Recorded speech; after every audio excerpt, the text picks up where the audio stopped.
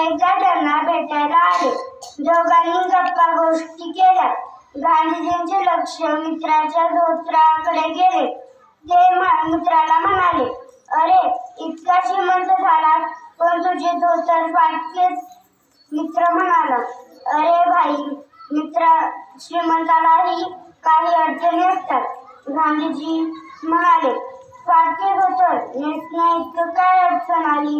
मित्र म्हणाला, नोकर काम करत नाहीत.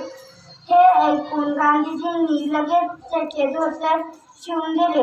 हे पाहून तो श्रीमंत गृहस्थ गांधीजींना काय सांगायचे हे ते समजून गेला. याच्यामध्ये चांगला विचार काय आहे? स्वतःची कामे सांग. स्वतःची कामे स्वतः करावीत. स्वतः करावी.